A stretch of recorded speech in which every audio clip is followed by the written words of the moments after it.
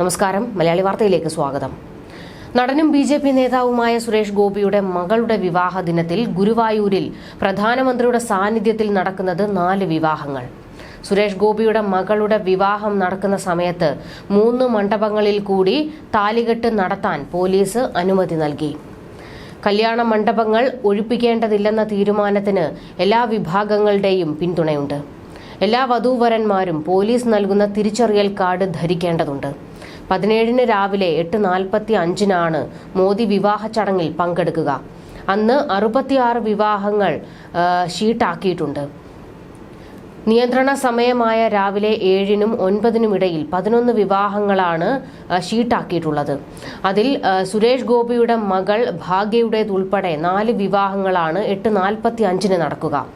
ആ സമയത്തെ വധൂവരന്മാരുടെ പേര് വിവരങ്ങളും അവരുടെ രേഖകളും പോലീസ് ശേഖരിച്ചു. രാവിലെ 8:10 നരേന്ദ്രമോദി ക്ഷേത്ര ദർശനത്തിനെത്തുക. അരമണിക്കൂർ ദർശനം കഴിഞ്ഞ് പുറത്ത് കടക്കും. തുടർന്ന് വിവാഹത്തിൽ പങ്കെടുത്തയുടൻ കൊച്ചിയിലേക്ക് മടങ്ങും. അവിടെ 10-നുള്ള പൊതുപരിപാടിയിലാണ് പങ്കെടുക്കേണ്ടത്. സുരക്ഷ ശക്തമാക്കുന്നതിന്റെ ഭാഗമായി 17-ന് മുൻപ് കൂടുതൽ ഉപകരണങ്ങൾ വാങ്ങിവെക്കാൻ ദേവസ്വത്തിന് പോലീസ് നിർദ്ദേശം നൽകിയിട്ടുണ്ട്.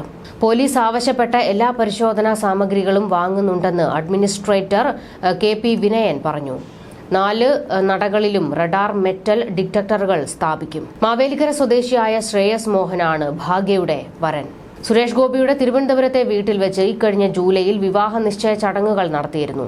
ജനുവരി 20-ന് തിരുവനന്തപുരം ഗ്രീൻഫീൽഡ് സ്റ്റേഡിയത്തിൽ വെച്ചാണ് വിവാഹ സൽക്കാരം.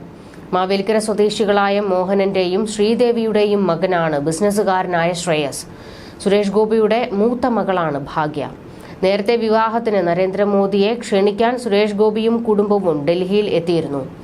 ഭാര്യ രാധികയ്ക്കും മകൾ ഭാഗ്യയ്ക്കും ഒപ്പമാണ് സുരേഷ് ഗോപി വിവാഹ ക്ഷണക്കത്ത് മോദിക്ക് കൈമാറിയത്. കൂടിക്കാഴ്ചയിൽ സ്വർണ്ണ നിറമുള്ള താമരയുടെ രൂപം കുടുംബം പ്രധാനമന്ത്രിക്ക് സമ്മാനിച്ചിരുന്നു. ഇതിന്റെ ചിത്രങ്ങൾ അദ്ദേഹം സോഷ്യൽ മീഡിയയിൽ പങ്കിട്ടിരുന്നു. പ്രധാനമന്ത്രി തൃശൂരിലെത്തിയപ്പോൾ സുരേഷ് ഗോപിയും മക്കളായ ഭാവനിയും മാധവും ചേർന്ന് അദ്ദേഹത്തെ സന്ദർശിച്ചിരുന്നു.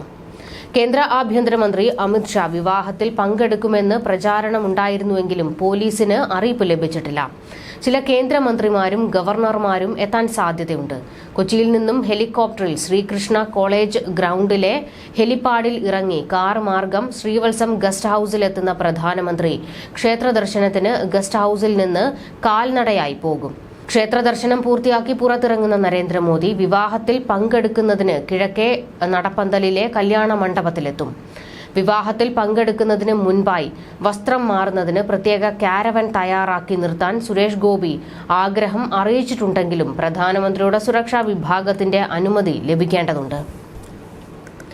2019-ൽ 2ാം വട്ടം പ്രധാനമന്ത്രിയായി സത്യപ്രതിജ്ഞ ചെയ്ത ശേഷം നരേന്ദ്രമോദിയുടെ ആദ്യ പൊതുപരിപാടി ഗുരുവായൂരിലായിരുന്നു.